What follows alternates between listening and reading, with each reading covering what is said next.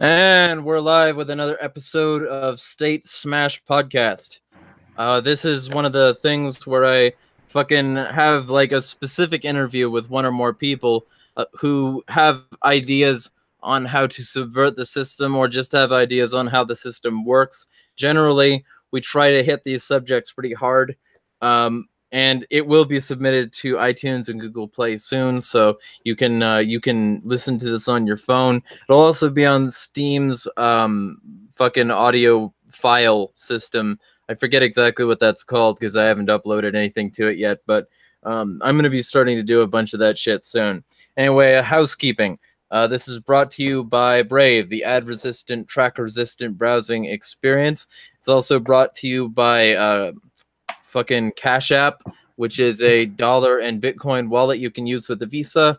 It's also brought to you by the Liberty mugs, which are mugs you can use to piss off your coworkers. So feel free to pick up any one of those things and also click the link in the description to figure out more ways to support the show.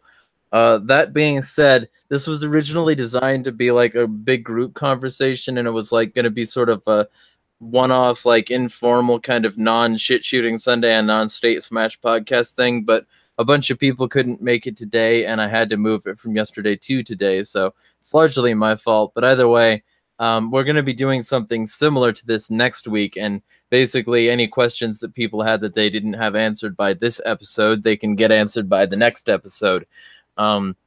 And they can also hear about a bunch of other conspiracy theories, because we're going to have a conspiracy theory conversation on Shit Shooting Sunday. So basically, we're going to be doing this particular thing again, only with many more subjects on Shit Shooting Sunday this coming Sunday.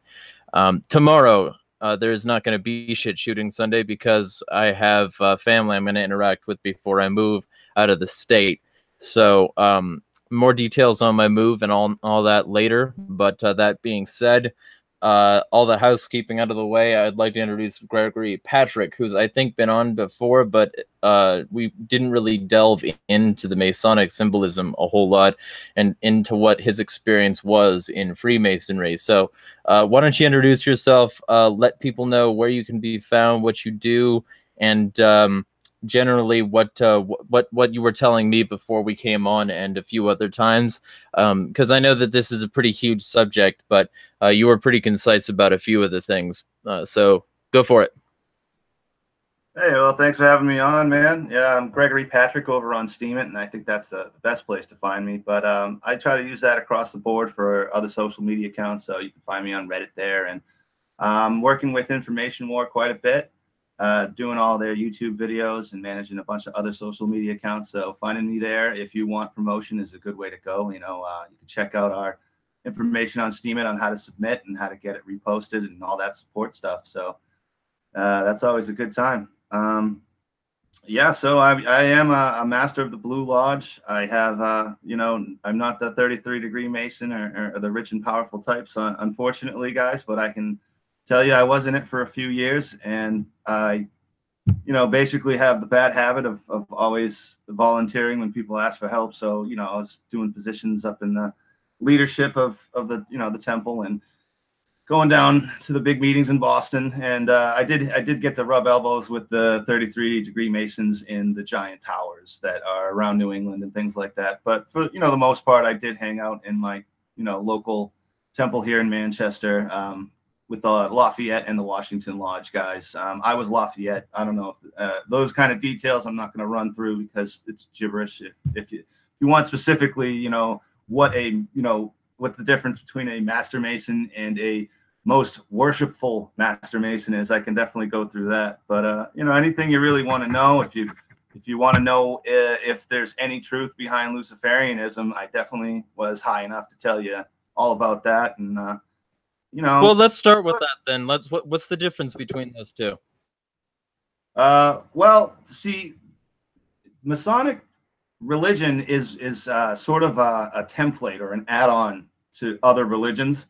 For instance, they really don't require you to believe what they when you show up, you have to have a sense of God, though. You have to believe in a higher power. They really don't care what it is. You have to be able to swear oaths to it, though. I mean, if the olds don't matter, you know, and honestly, you know, when I was going through it, I don't feel like me talking about it online is going to endanger my life or anything like that. They were really, you know, nice guys, a lot of older guys too. It's like a social club for them more than anything. And so no one's coming to disembowel me for having this conversation. Or, you know, I hope, you know, let's see how it goes, right? But yeah, well, you are talking to me, so anyway. But okay, so on that level, then, you're talking about how effectively the people in your lodge were nice, but that's not necessarily true with the others. And you're also referencing a sort of similarly like themed idea to when you swear an oath to office in many places in the United States, you have to swear to a god, but you don't necessarily have to swear to the Christian God in most of them.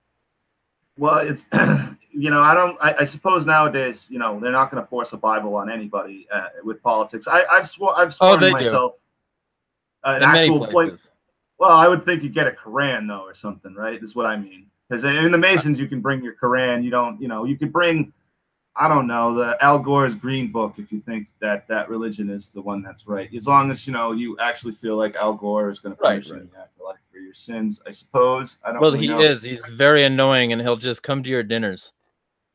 I would rather him not, but that's okay. I don't know. But I mean, you know, what it makes a difference because, like, all right, for instance, just a real quick into symbology. Everything has 17 different meanings. I can read you directly from a book that will give you a very dictionary definition of what the all-seeing eye is. I have it right here if you want. But when you get the first definition when you're an apprentice, and then you get the second when you're a journeyman, then you get the third when you're a master mason. And it's not that it undoes the older meanings. It doesn't supersede them. It just means that as well. Like the all-seeing eye, you get told, well, it's your creator's eye, and he's always watching you. Okay, well that's fine, but it doesn't say why it's being used or why it's on the money. You know, they won't tell you that. You know, and around the temple you see it, and they don't tell you why. They just say, you know, we'll tell you later. So you know, it's off limits. You know, but you know, as you become a master mason, they go, okay, well, we use it as a lock. The all-seeing eye is a lock in the temple, and again, it only matters to people with the conscience, you know, because if you put it on a box, it's, you know, I don't know about you, but I used to, you know, was a steel carpenter. We did a lot of lock work. I used to build them and stuff. So locks are a suggestion for most people, especially if you have the tools. They don't really keep bad people out. They keep good people out. That's what locks actually do. And I'm not talking about a bank vault. I'm talking about your everyday padlocks. They're more of a suggestion, really, guys. Like anybody can outdo them. Especially since you don't even, off, you know? especially since you don't need to cut through them if you know if you know where the machinations are. And like that's one of the, or if you just disable it in some way or cut around it or whatever. But effectively, so and on that level, then, in terms of that symbology, before we get into how it is a lock on the door, I just wanted to ask you, because I know we could get lost in the symbolism real quick. But effectively, I've been told that what the all-seeing eye is supposed to represent is that once you're at the higher points in the hierarchy, you get more and more of the information, and information lets you oversee things, and it's effectively energy and power. And so the more information you are, the higher up in the pyramid you are, the closer you are to being the all-seeing eye. Right? Isn't that what it is, theoretically? Well, here's a funny thing. It's apotheosis. My Greek is terrible. Apotheosis is what it is, maybe. I mean, all right, you might want to check that out. But it's basically the idea that a man, apotheosis. Yeah, you could, I don't want to butcher it any more than I did, but the basic concept is a man can become a god, and that is that goes all right. A lot of people don't know that.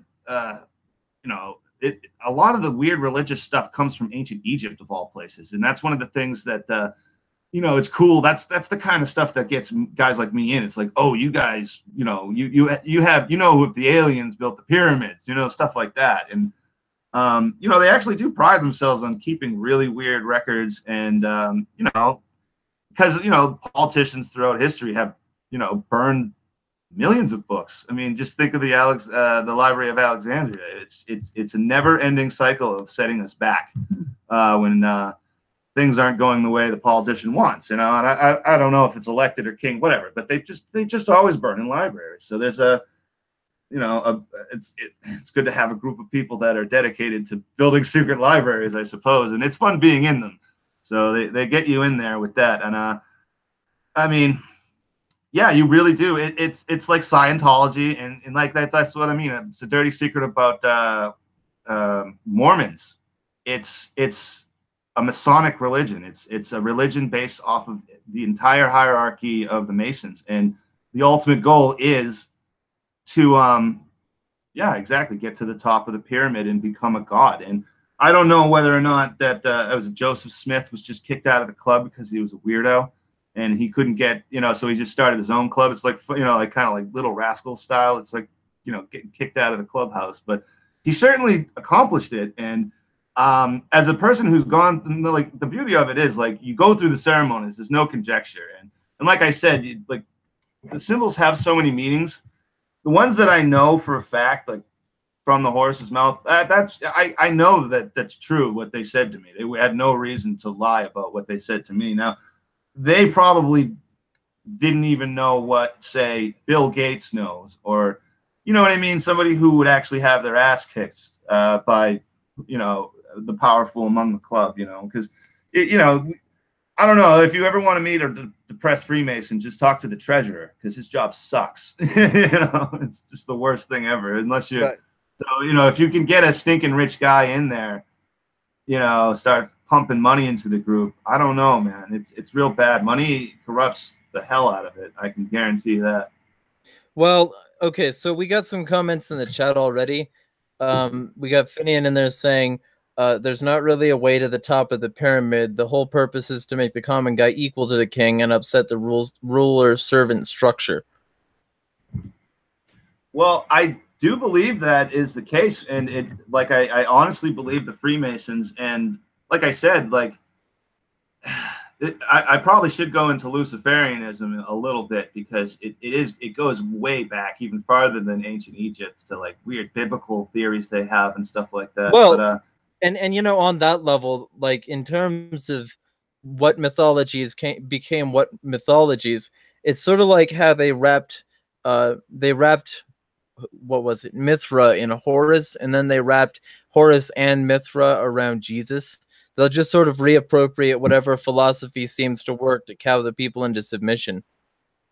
Yeah, well, the ones we're used to are definitely into the Jesus stuff, but I was headhunted by the Shriners, because the most worshipful master that got me in through a lodge that I then ended up becoming a member of was a Shriner, and it was almost like predestined that I would have had it done that, And it's one of those things. Like, I looked at the oaths, and they seemed like the fun group, to tell you the truth. But they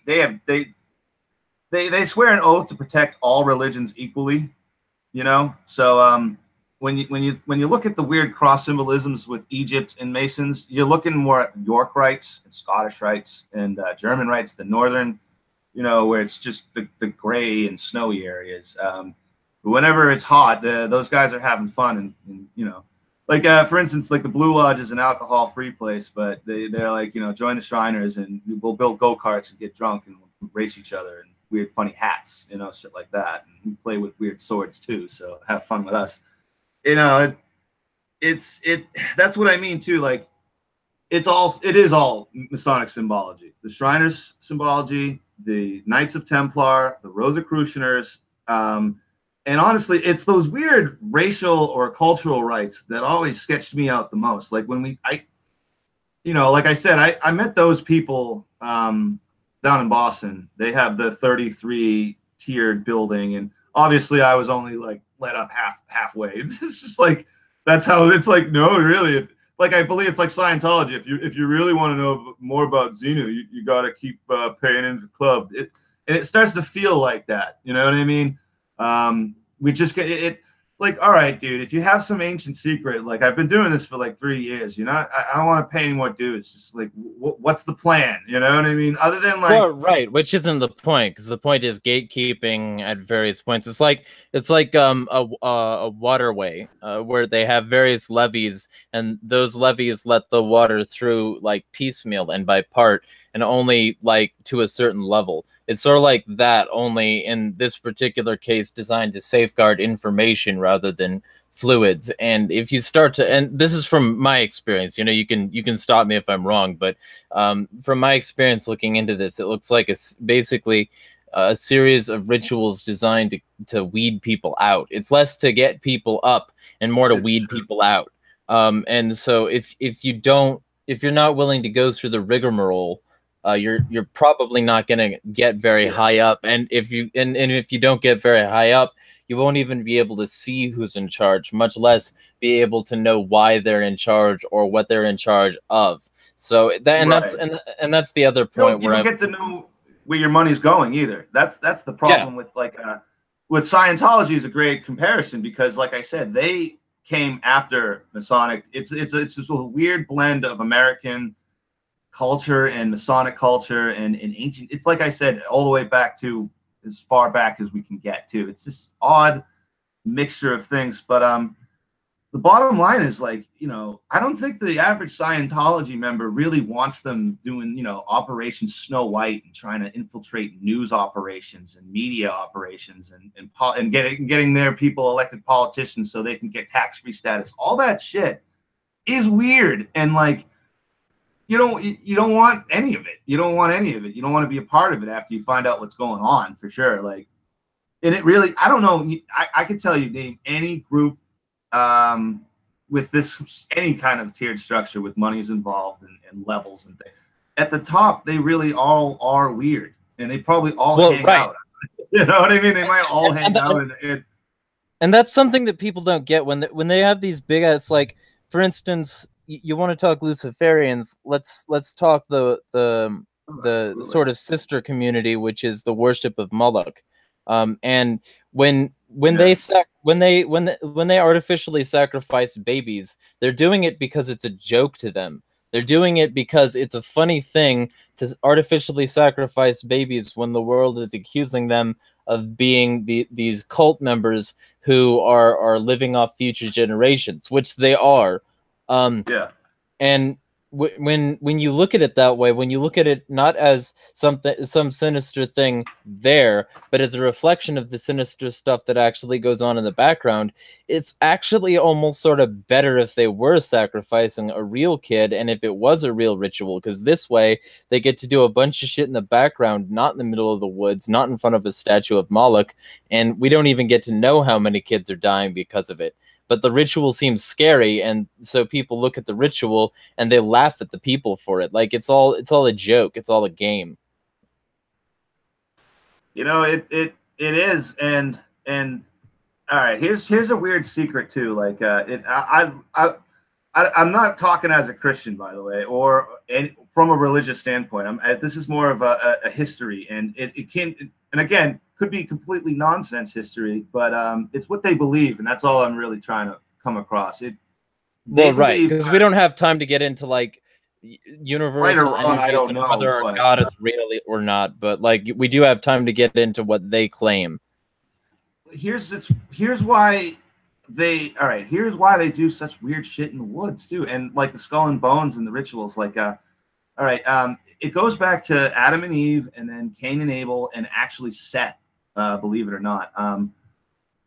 So Cain kills Abel because they were completely different people, and Seth was more like Abel and his parents. Now, they consider those people the children of God. And they also ascribe an element to them. The water, and so they are the children of water. They are the children of God, and they are not like Cain. Cain is the child of fire. He's the child of he is the product of the serpent, or the Lucifer himself. He's the enlightened one, because all the other people, they're basically they're wearing sackcloth, you know what I mean? They're struggling, they're scraping mold off of rocks, and they're you know running, trying to pick berries, and they're not advancing. Like that was the now again, take it with a grain of salt. This is what they actually believe, though.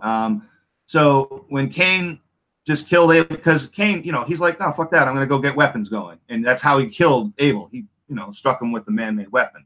So it goes from there. It's like, okay, then he went and lit a fire, and then he was warm, and then he go kills an animal, and now he's fed. So they get people who have a very modern comfort level orientation. They start explaining things like that. It's like, do you really want to go back to being a child of water?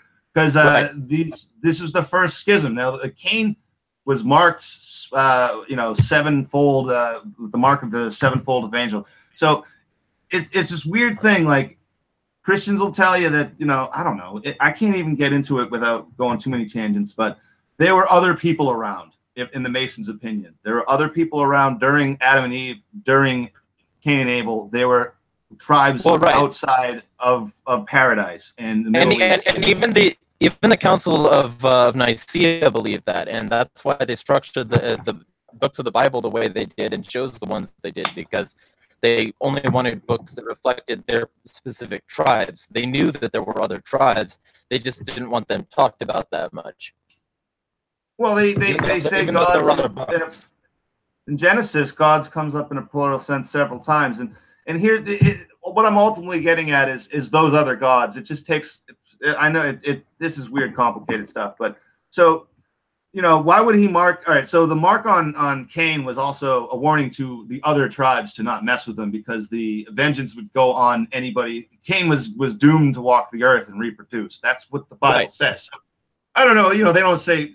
Obviously, that means that he went somewhere. So if you're looking at it from history, yes, there's tons of holes. Don't get me wrong. I can't fill them, but they try to fill them with this, and this is what they fill them up with. They have They have the answers, guys. They have their own. They have their own anthology. They have their own canon, and if you accept their canon, it all suddenly makes sense. There's like a Mason-shaped hole in your heart.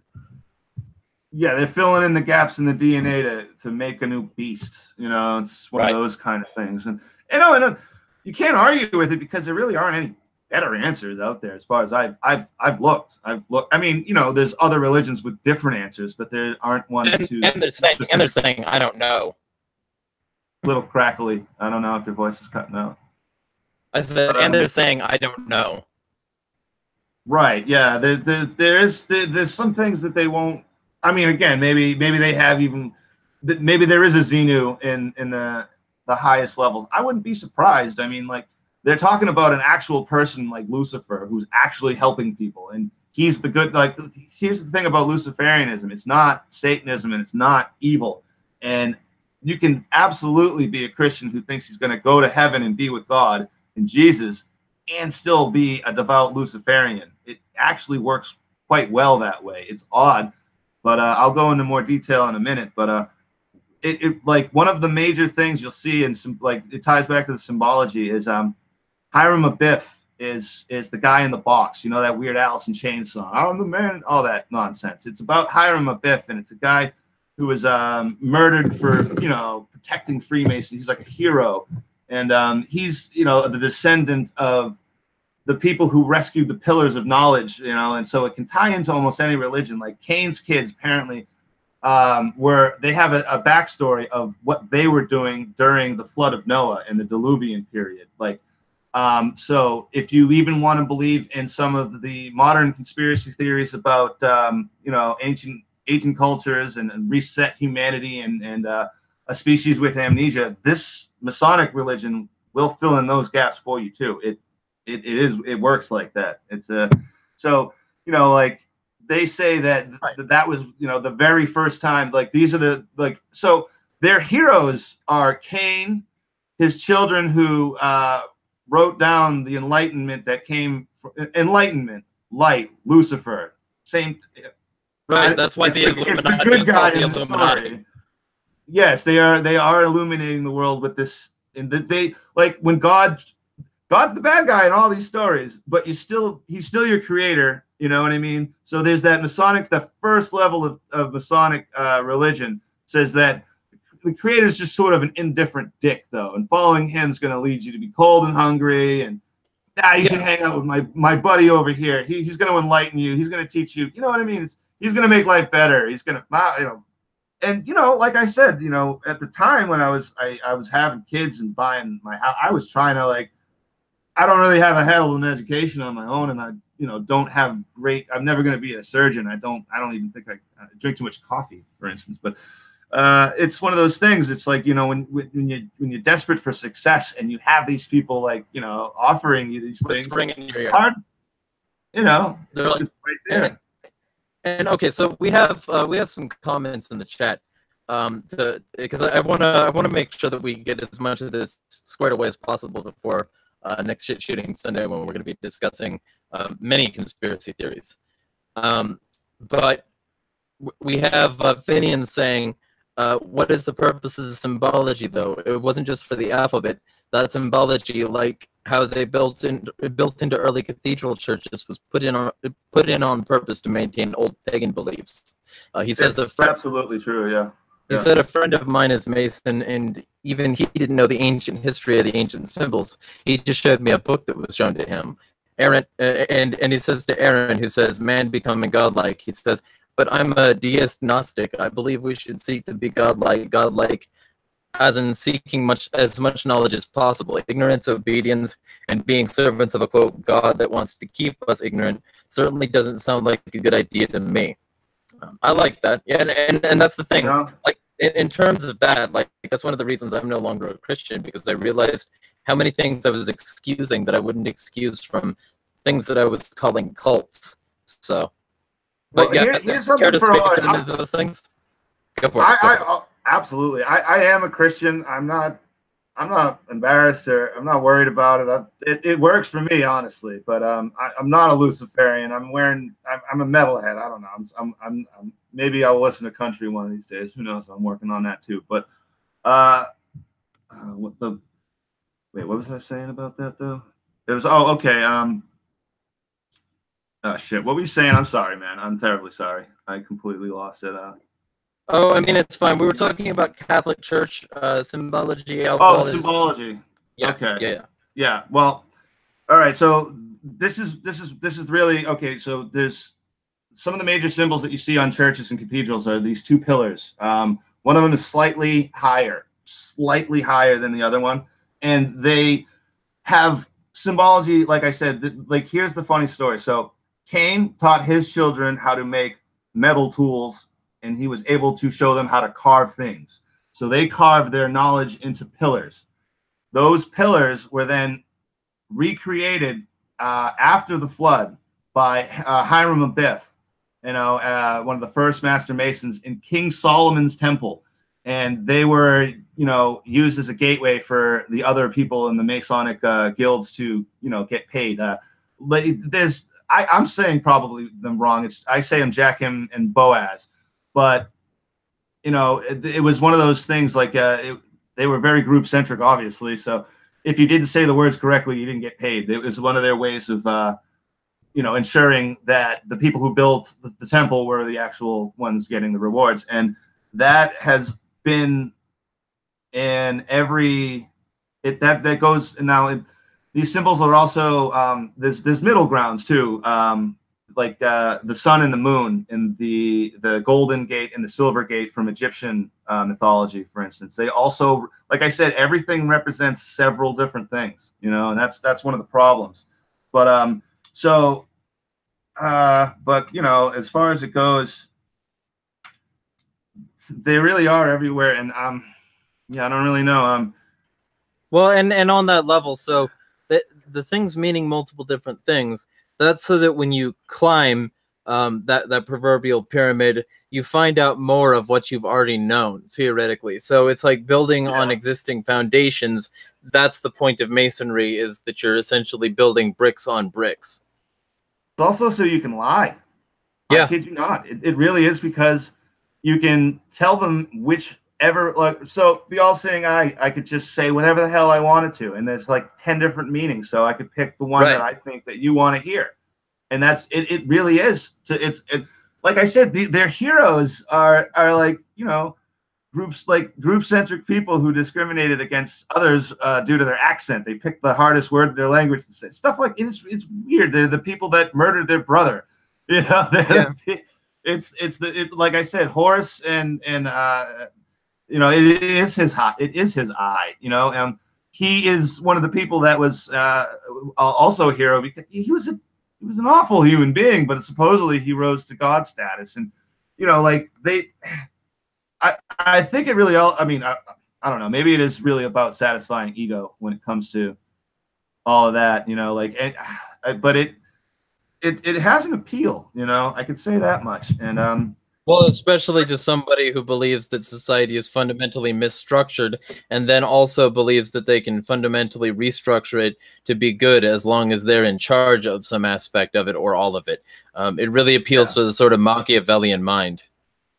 I can say without any, you know, it's not the noblest thing to say, but yeah, if there was going to be a totalitarian style of government, I'm the only one that's going to be in charge, because otherwise I'm fucking living in the woods. I'm out. I mean, if we ever really had something like that go down, I'm just going to go fishing, and I cut my own lumber. I'll build a shack if I have to. My kids will be fine. Right. At that rate. But it's just one of those things, like, you know, like I say, as a Christian too, and it's hard. It's a hard pill for a lot of people to swallow. Like, you know, everyone talks about you know, the afterlife and go towards the light. You know, as a former Luciferian, maybe don't go towards the light, guys. God is a creature of the void.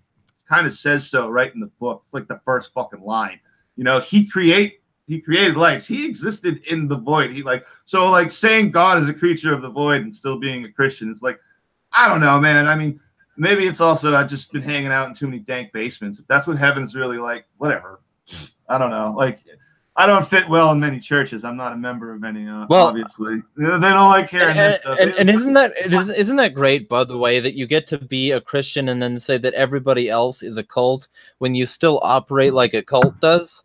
I mean, the Christian religion is at the very least a cargo cult, and at the most a very, very complex cult with huge amounts of rites, symbology, and, you know, fucking depending on what sect you're in, you're doing really subservient bullshit. Like, you have to, if you're a Catholic, you have to kneel in front of somebody with an open mouth, accepting a piece of another man's body. That doesn't sound like a little bit suspicious to you. Well, I'm sorry, I can't help you then. You know, I've told that to so many people. Like, it's fucking weird. Yeah, we're drinking blood and consuming flesh on a Sunday morning. This is not weird at all. There's nothing strange about that. Yeah. And not to mention that, but they idolize a symbol of torture, and then most of the time don't have any torture in that symbol. It's like they only have the beauty of it. They don't have the dripping blood. They don't have his face with the epidermal layer torn off. They don't have his body with the fucking big ass. It's always like fucking very PG rated, and that's why Passion of the Christ hits so many people so hard, because it's like, hey, this dude was actually fucking tortured, maybe, and maybe we shouldn't make it look pretty. Oh, brutally, you know. But they want to idolize the idea of sacrifice so that then people sacrifice themselves. And that's what I mean about him. It's the same, like the guy or the woman who shows up in dire need of any organization's help, you know, starving or somebody they care about starving. There's some problem that they can't solve. So they go to the people who have more resources than anybody else or that they need. And it's obvious because they live in such an opulent way. So that is going to continuously happen. It's just something that we have to acknowledge. And I don't know how to solve that, because, hey, man, look, how many people went to the government for assistance, and how's things going? You know, how's life treating everybody who went to that powerful organization? You know, think about any which one. And that's what we have to like fundamentally break up in terms of that for anarchy's purposes. Is if we want to get past that, we have to get past all these like sort of like covety, like bowing and scraping fucking bullshits. Like, any organization that makes you sacrifice you to join them is not an organization you should join. and that includes the government, that includes anybody who runs in the government, that includes cults and, you know, quote, religions, even though religions are just a fancy name for cults. You know, but beyond all that, we're getting sort of into general philosophy. Talk about what Luciferianism is specifically in your experience.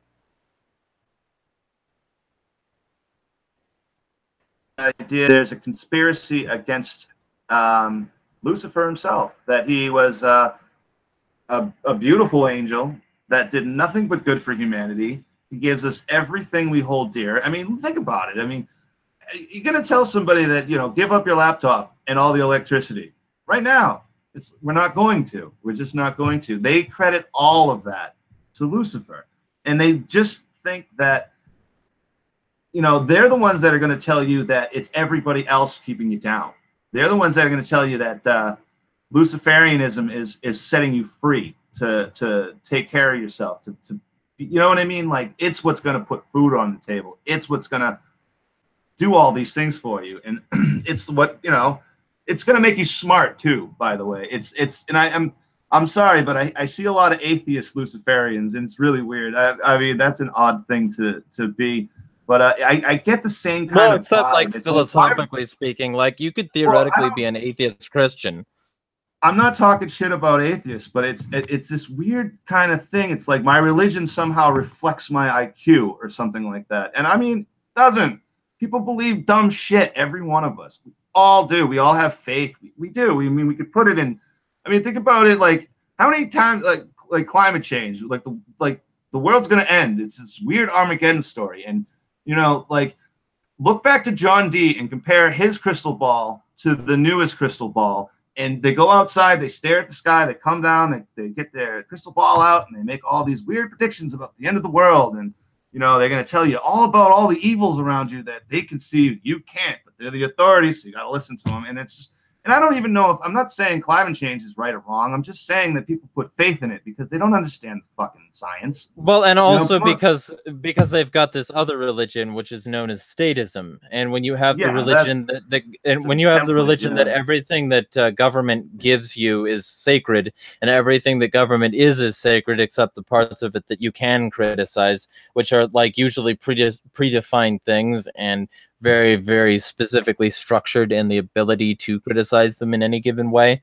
You know, it's just another religion / cult with its own symbolism. But let's get to some of these chat things here. I was gonna ask if there's anything in the chat about how many people actually genuinely disagree with the Luciferian message. I mean, take out, like I said, take Satan out, take all the accuser stuff, all the he's evil, and just say, oh, if you can just conceptualize him as having a bad rap. And I would love to know, because I mean, argue with technology, like go sit in a cave, you know what I mean? Go wait for mana, go for it, right? You know, right? And well, so on that level, then we have Finian saying, the serpent being the enlightened one, as if that's a bad thing. Quote, the greatest trick the devil ever played was convincing people he was God. Yeah, well, and also Aaron says, yeah, Greek Orthodoxy teaches that as well, to become as close to God and Jesus as possible. And Finian responds, as the rulers and controllers of and Finian says, and the rulers / controllers will, of course, teach the opposite, like how Adam and Eve were, quote, punished for eating an apple from the tree of knowledge. They want people to be ignorant and easily controlled. Let's put it this way. If Lucifer is for knowledge over ignorance, I'm on Lucifer's side.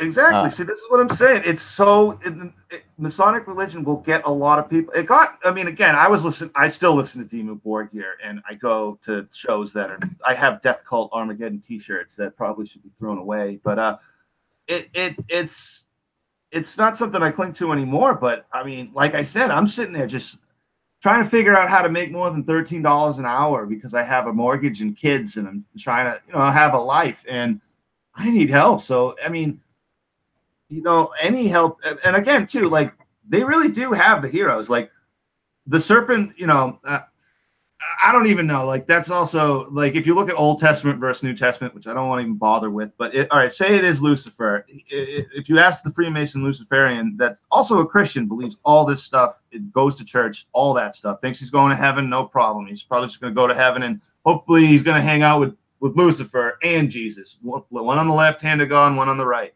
That's really what they want to believe. Fine. Or just Baphomet, which is like neutral ground. Baffle. Well, I think that's where I was getting lost too.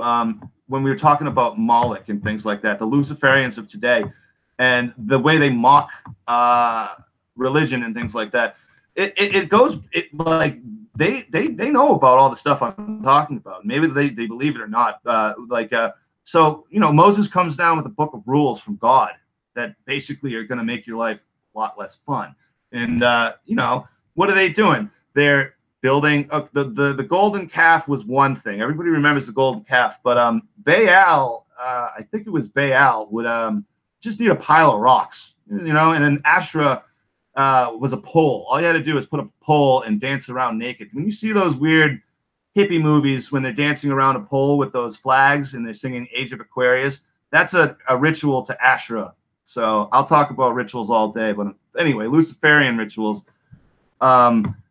Yeah, I mean, they again think that Lucifer was he's the good guy. He's down there with all the Israelites. Just we're having an orgy, pouring the wine, we're building statues, we're doing beautiful stuff. Right, because they're hedonists.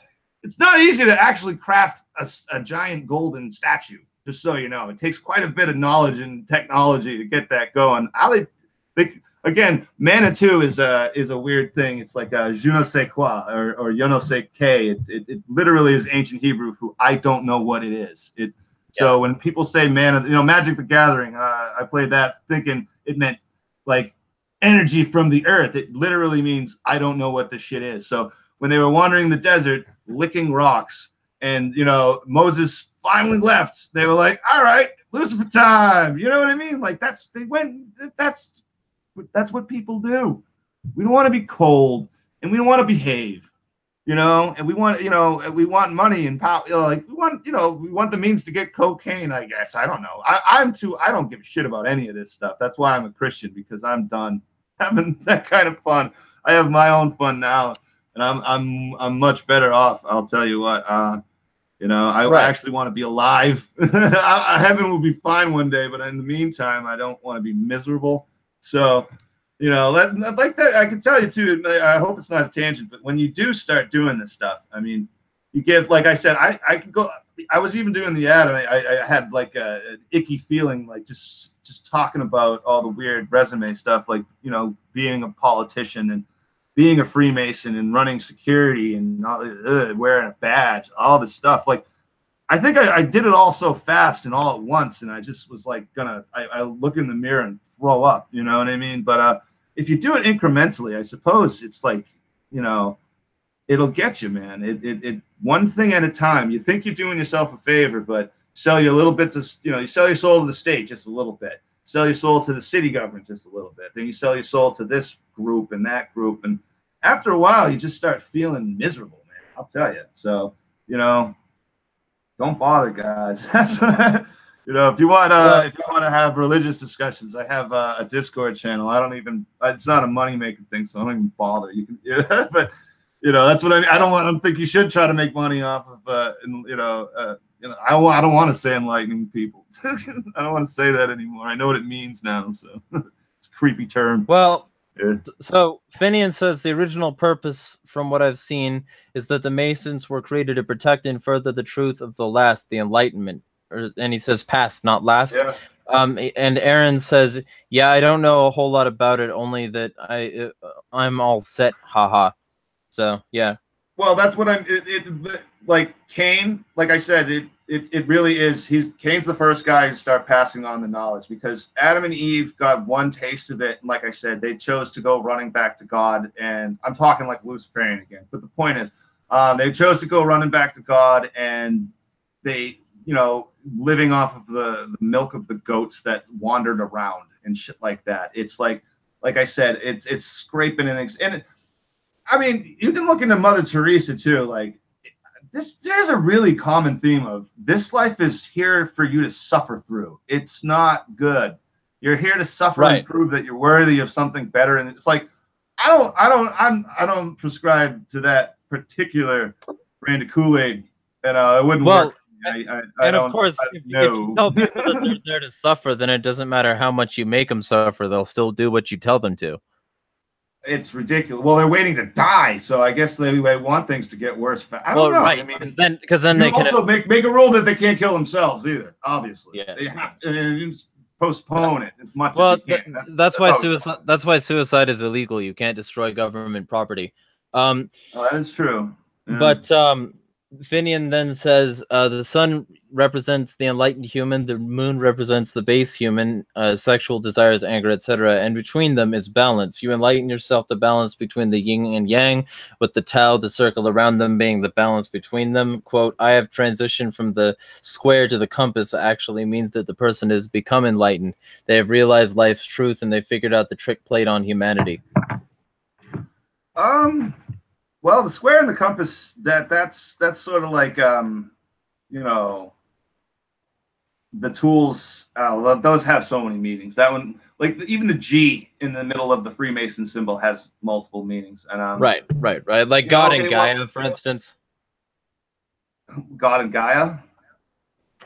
Yeah, I read that in multiple places that that had something to do with it. Like either one of those things. I might be wrong about that, and you're free to call me on it if I am.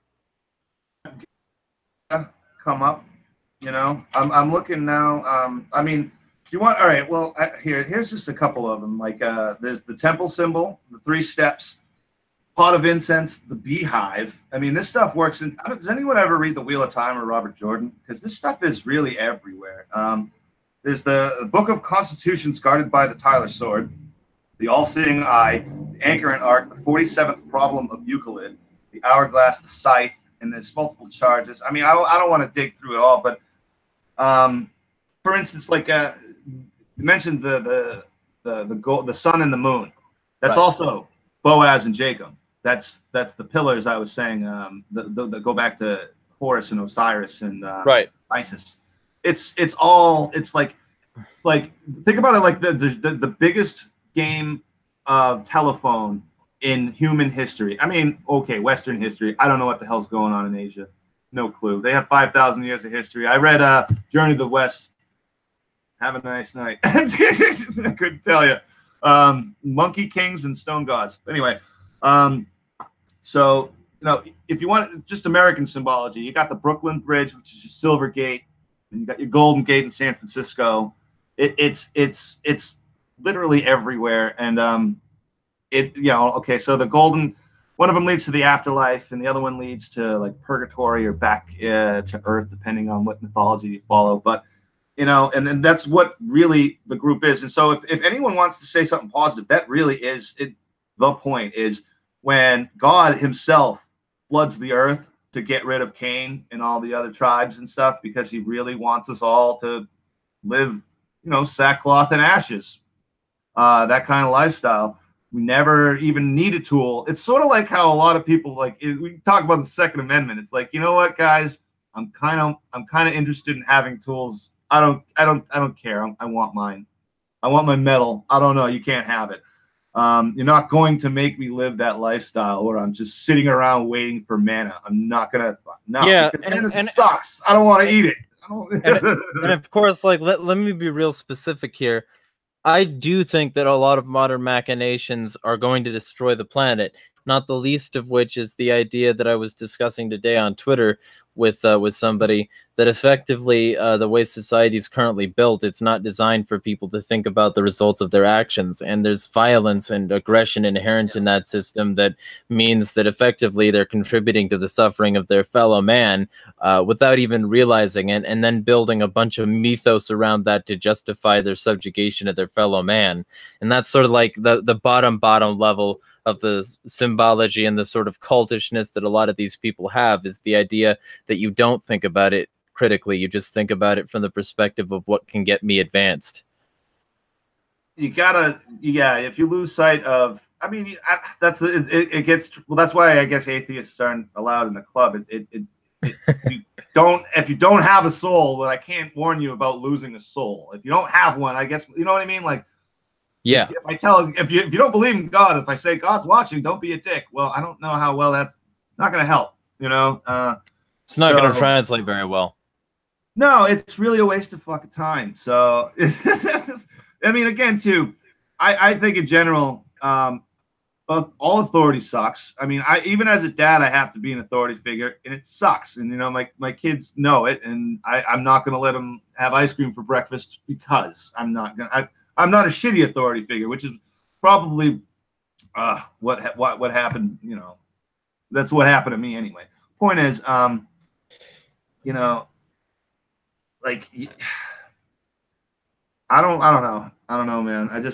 I don't want to give it to anybody, and I found that out real quick too, because you have only a limited amount of time, and the Freemasons and all this Luciferian shit. It makes you feel powerful in the moment. It's a dog and pony show, and eventually you realize that when you don't get things.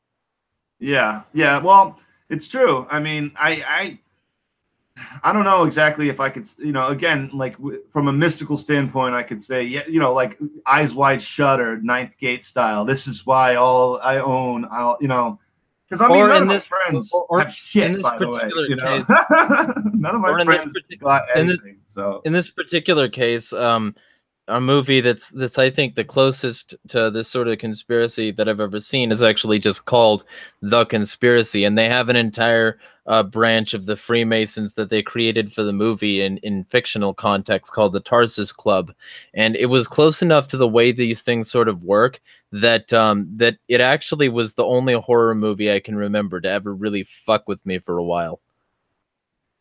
That's pretty awesome. And I liked it a lot. It was very good. It was extremely well done, and it was found footage. So it had that vibe of like we're actually watching something real. Like it had me looking up the Tarsus Club to see if there was anything to it. I'll put it that way. I see that's one of those things too. It could when you look at like all right, no, I won't. That's another group of weirdos and another secret organization. I'm not going to mix in. Never mind. I'm sorry. Well, and on that level, then we're doing this next Sunday. We're going to talk about a bunch of conspiracies, and we can delve into the Freemasons for I think a good third of the show, from multiple different questions and perspectives. So that'll be interesting. I mean, at least if they don't fucking duct tape you first. So well, I have never quite done this kind of live broadcast when I talk about it, you know. So maybe I will get a phone call. I hope not. Well, and if you do, I will too. Which you know might work out anyway. I need to move, so I might as well live in a cell. Anyway, side note, brave on you, man. Good for you. I'm trying to move out of state too. I know how hard it is, and good on you for hanging out with your family tomorrow and doing all that right stuff. I wish the best for you. You know, it's awesome. You know. Yeah, well, and that's part of the thing that I think a lot of these, both religions and their, you know, totally like separate cult counterparts, absolutely not at all similar. Religions and cults and all these governments and all these things, they all want you to separate from your family so that they can destroy that unit and become that unit. They want to become the head of the household, the top of whatever pyramid, you know, throw a rock. And as a result, they need to knock the head off of everybody's pyramid, disempower them, and then build holes in their life that they can fill with these things. So I'm trying to be as resilient to that as possible, but you know, you can only go so far. And in this particular case, you know, I'm moving way too far away from them. I'm not really comfortable with it, but you know, you got to do what you got to do, and I've got to get to a place where I can have a firm base of operations and make some decent cash. So that I can show them a better way of life, man. Show them a better, like that's what I'm looking like. I know it's nothing what we were supposed to talk about, but you know, my family doesn't even think that other people have different ideologies and ways of life. They honestly believe that everyone has the mentality of someone who grew up in Boston. It's insane. Like they don't know that they think like a feminist, for instance. They don't understand that other people do not think like feminists. They think that everybody does, you know, and it's like 10% of the population, and they all live on the coast. But you know, it's one of those things, man. It's just it's scary because they don't want to know. They don't want to know what the other people, So show them. What I mean to say though is show them a different way, better way, and maybe they come with, and then coincidentally maybe you are the head of the family, whether you like it or not, because they would, you'd obviously be leading them. So yeah, well, maybe we will see, because once I engage a few of these ideas I have, there are going to be a lot of very angry people, very angry with me, and so it's going to be interesting to see if I can preserve anything once I start pissing some people off, because I have some things in the works that are not going to make people happy. But anyway, that's something. I'll ask you. Can I get in on it? Pissing people off. Well, hey, to that end, this has been an episode of the State Smash podcast, but if anybody's interested, I'm developing a few things, and if you're interested in being involved and knowing about these when they come out, hit me up on various platforms, and I'll let you know when they come out. I'm not going to talk about it first, though. That's a good way to lose your infosec. Anyway, be well, and we will see you on Monday with an episode of Bad Morning News. Hey, thanks again for having me, man. I had a lot of fun. And thank you. I hope to see you on Sunday. Anyway, Absolutely. Be well. I'll smash the state and fuck the system.